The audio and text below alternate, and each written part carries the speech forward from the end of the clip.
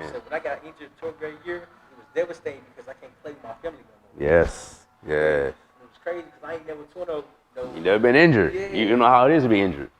And that time when they told me that my ACL was torn, that mug broke my heart. Yeah. Because you put in so much work from after the season. Yeah. Fall work, yeah. fall workouts, summer, spring, camps, all that. Yeah. So much chemistry is built up within this time, and people don't really see. This is really our second family. Yeah. I spend more time in football than that's probably in my life. Yep. But to piggyback on that, there's this saying about 10,000 hours, right? One of the biggest, baddest people is people that put in 10,000 hours of their specific job. So obviously, the more you fail, the more hours you put in and try to figure out how not to fail. So all of a sudden, you put in these 10,000 hours, and not that you become a master, but you become a master at your craft. So the 10,000 hours means I'm putting a master of my craft. So whatever craft you have, you put 10,000 hours in mastering your craft, you are going to master that craft. It's inevitable. You cannot not master your craft if you're doing your craft all day, every day. 24, 7, 11, 8 days a week. That's like 10,000 hours. Seriously, 10,000 hours. This is all I do. I mean, I do more, and I'm a teacher. I teach special ed kids, but at the same time, training and football and athletes and understanding movement and all this stuff. It's going to school, writing papers, 10,000. I was like, dude, every day I was writing a paper about body movement and body function and muscle patterns. And how to connect the brain, to the body to the muscle to the ligament to the joint. 10,000 hours. So I became good at what I do because I mastered this craft 10,000 hours. And trust me, those papers for the kinesiology class were so in depth that I was like, wow, I've been doing this all the time and didn't realize why I was doing it. But now I know why I'm doing it because I understood the body. It this book made me realize, like, I've been doing this, I've been doing that. But I had no idea why, because I put in 10,000 hours of working, I just started thinking outside the box. And just start looking at people. Like, I can look at somebody and just be like, okay, they're moving, I can fix that right now.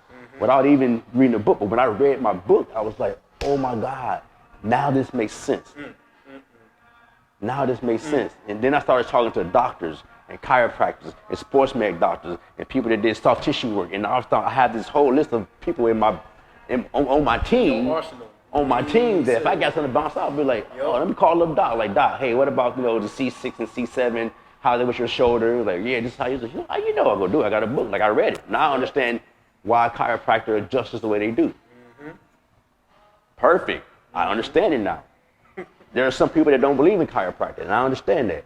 But when you understand the science behind it, man, I get adjusted like 3 times a month now. Like, Doc, I need to come in, pop, pop, pop, pop, feel good. Because I know my body is in alignment. And that helps with the muscle pattern being developed the correct way. If your body's not in alignment, you're gonna have a misfire. You're gonna have a misfire. You're gonna do this instead of this. And so you come to me, I see this, I'm like, okay, I can get you here. So now you like here, and here, and here. Like, no, you gotta do this, you gotta do this. So when I get you going this way, you look at me and go, oh my God, dude, I never felt this good before in my life. Oh yeah, because I got you from doing this. So now you're doing this now, right? Kind of like math, the shortest distance between 2 points is what? A straight line. If I can get you to go straight, my job is done. Now go play your sport, football, baseball, basketball, soccer, hockey, whatever. I train male, female, every sport, because I played it. Like, I played baseball, I played basketball, I played football, I ran track, I wrestled. I even understand golf mechanics, soccer mechanics.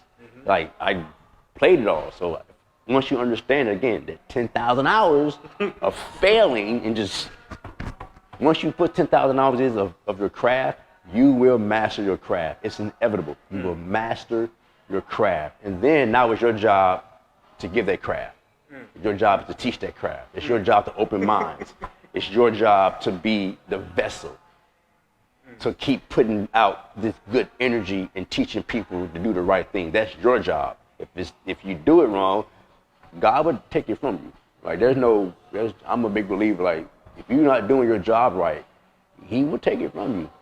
And now you got to start all over. Now you're back to doing $10,000 of something that you may not love. Yeah.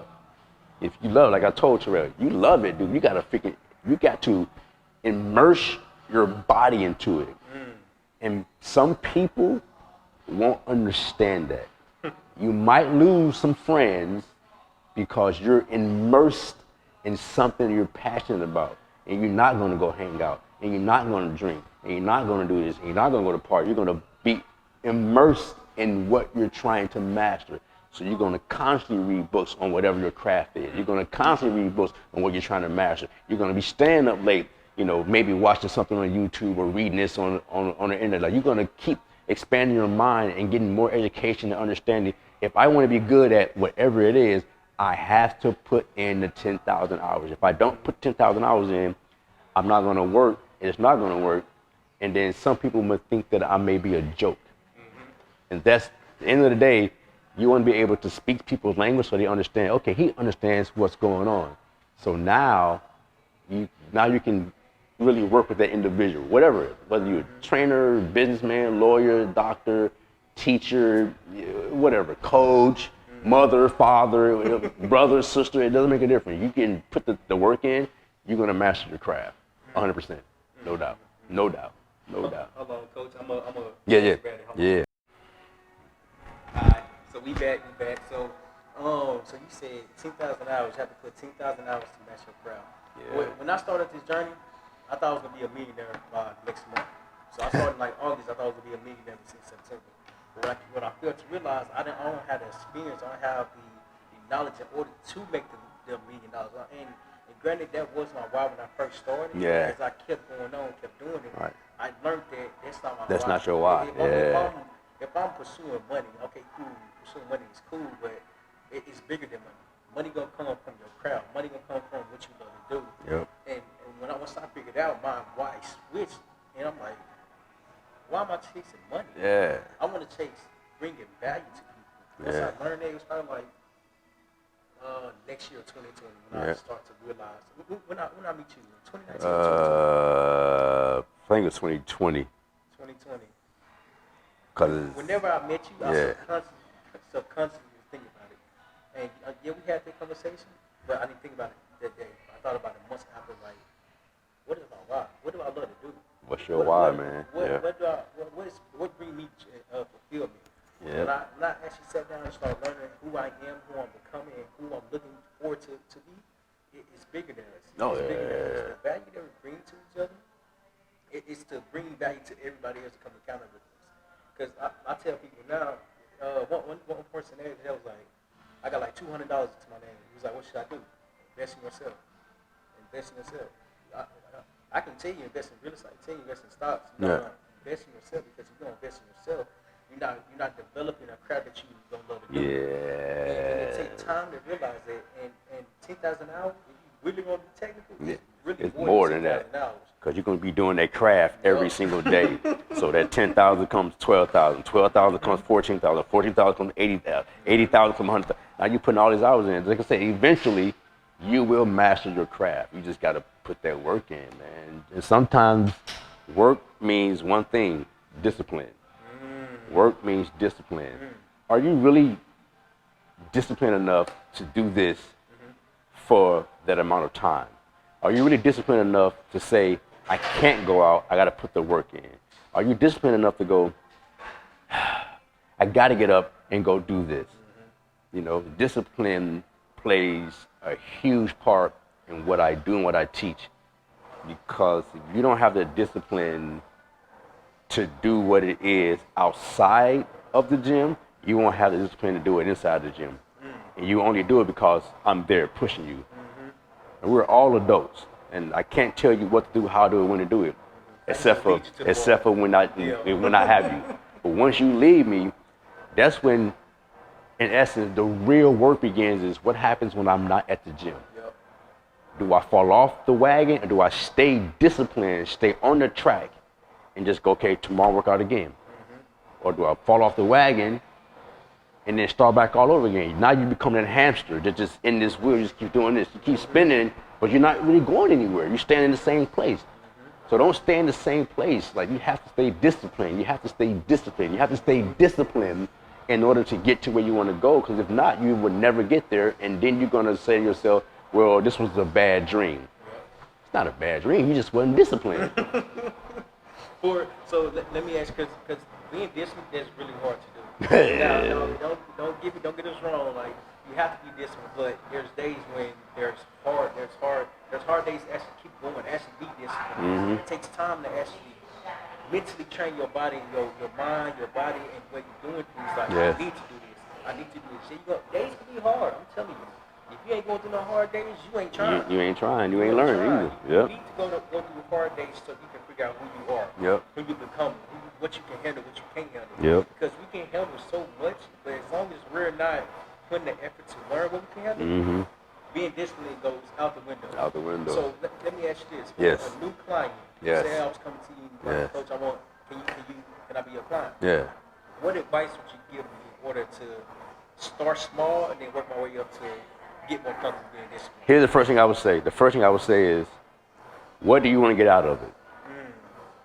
Well, why that specific question? Because for some people, I just want to look good in the bathing suit. Okay. Or I want to look good because I got a wedding in 6 months. Or, I know what, Coach, I just want to lose weight and feel better about myself. Okay, I like that. You want to feel better about yourself. So you just want to feel better, not necessarily look better. I just want to feel better. Okay, fine. Once I understand why you are doing something, it's my job to pull that out of you. So every day I see you, I would say, hey, remember, you want to better yourself today, right? Better yourself today. So we have this term in football, and I'm pretty sure every football team has some type of saying. We will always say, hey, today I get 2% better. Today I get 2% better. So whatever it is, so the first thing I would ask is, what do you want to get out of it? I want to look like that person. Okay, if you want to look like that person, this is what this is going to take. And then you go, well, I want to look like that. Yeah, because that right there is work. That is dedication, discipline, every day, not missing a day, no rest day, no days off, that's this.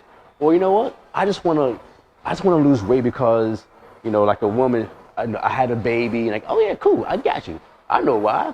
You want to, let's do it. Let's get the weight. But now you got to change your eating. Say, well, yeah, you got to change your eating.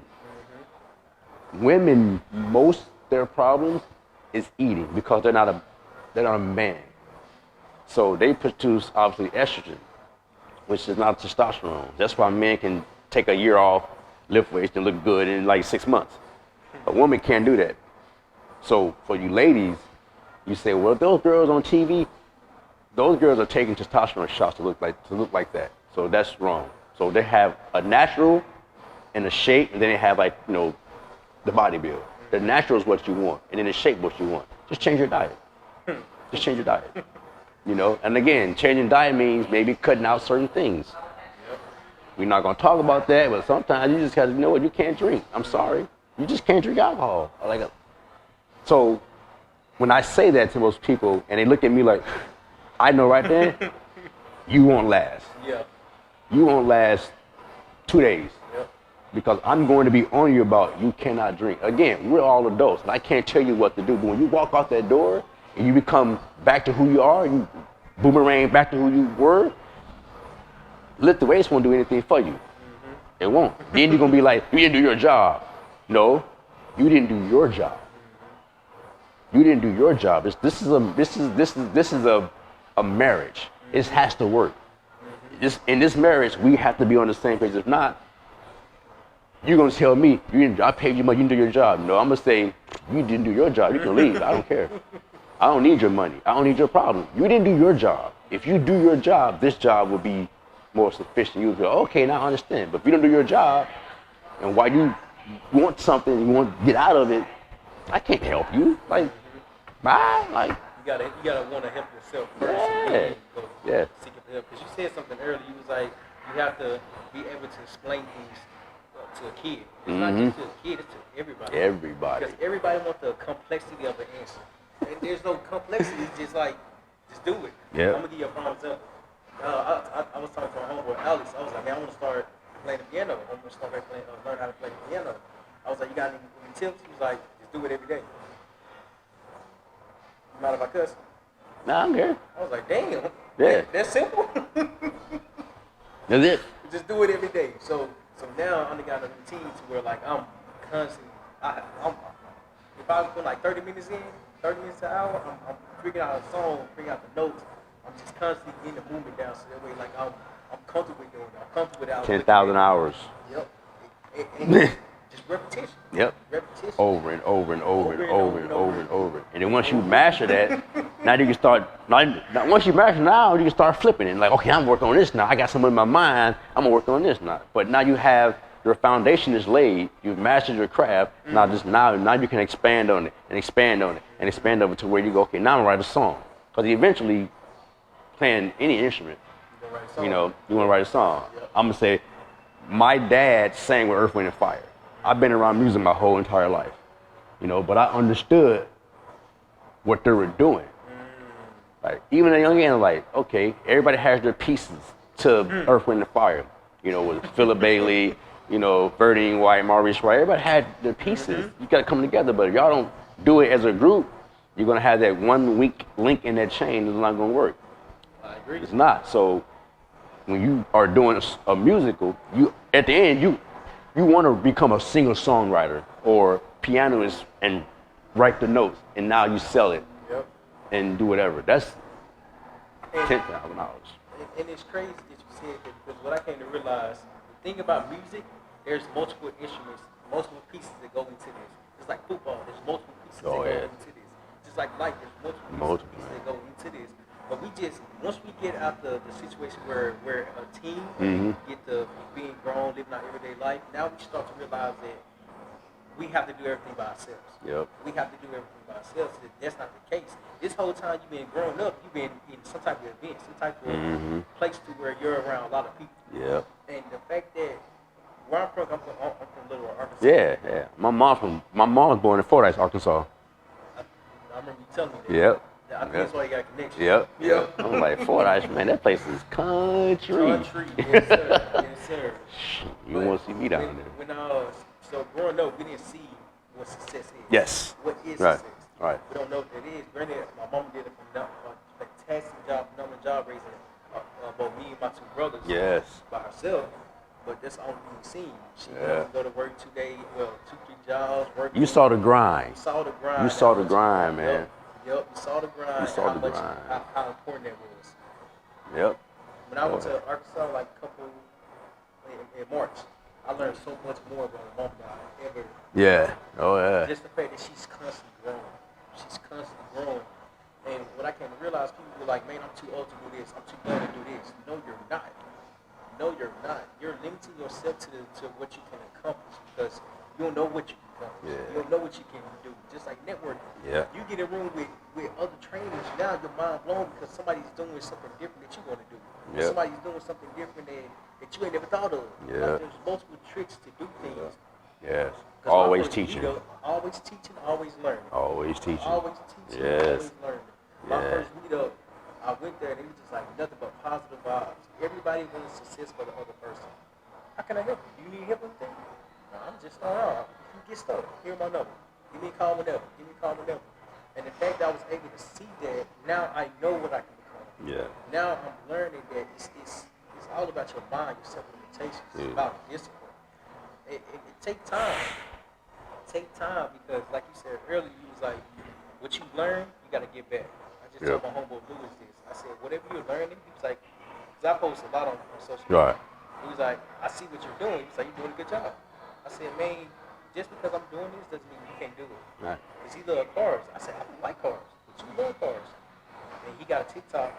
He been posting like periodically, not consistent. Yeah. So I'm looking at the dates. Yeah. So you got to start posting more. Dude, every day, dude. As you're learning this, start giving back. Because now you're becoming an expert of things. And you're going to come to you with like, how do I start? Yep. One, just start. Yep. Two, if you get stuck, reach out to me. Right. Who knows? You have to always seek knowledge. So the one thing I've learned throughout coaching, and I've been to seminars, from Texas to Florida, whatever. I've been to all these seminars, and the one thing I learned is everybody that I've met for a purpose. I just didn't know why until I needed them. So when I get numbers, when I get cars, and I know people that once played in the NFL and now they're somewhere else, and I still have the numbers, and they always will say, whatever you need, reach out to me. And I would be like, bro, you played in the NFL. Like, I never came close to it. I played semi-pro, but you was in the league. But then something happens, and I go, you know what? He said, so I'm gonna call him. He picks the phone up, and now I'm like, he actually picked the phone up. Yep. And we started talking the vibe, and I go, okay, this is why I met you. This is why I met you. Okay, cool. And then that turns into, hey, if you reach out to so-and-so too, here's this number. I already told him about you. Okay. Now you're networking without actually really networking. Someone is networking for you because they see who you are. The type of person you are. They see who you are. So they go, if I'm going to help him out, then I'm going to give him my access to my people. And now their people become deep and deeper because now it becomes about, money. They have the money to, oh yeah, don't worry about it. We need that, got you. Don't worry about paying me back. It's all good. I'll write it off. Like, what? Okay. So now you start thinking outside the box going, well, shoot, if I have access to this, imagine if I actually used it. Yep. And now you go from this small circle to this country of just like, I have access to all this. So use it then.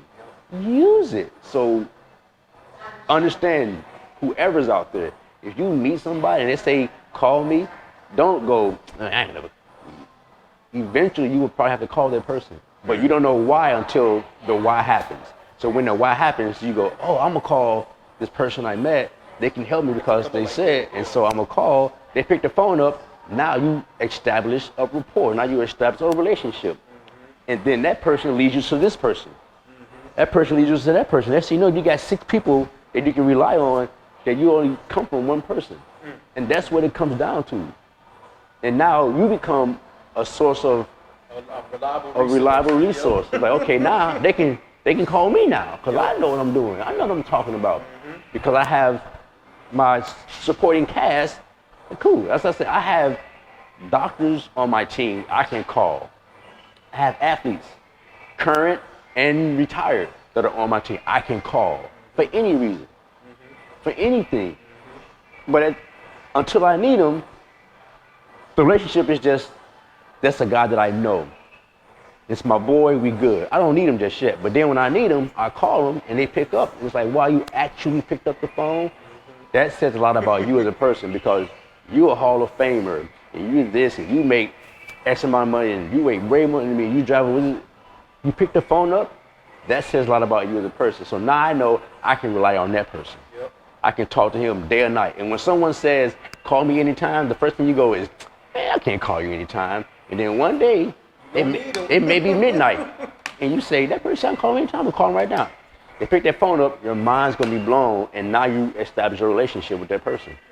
And that's what you wanna do. So everybody you meet for a reason. That's why God put you in that room, or put you in that city, or that state, or that country, or in that store, or in that line. That's why God put you there, because there's someone there that you need. You just don't know until it happens. Like, believe that.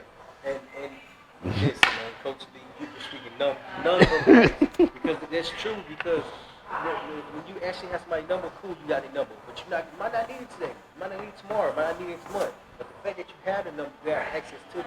Yeah. So whenever you do get stuff with, because me personally, I'm in real estate, and I'm around people that be making bukus of money. Yes. I seen one dude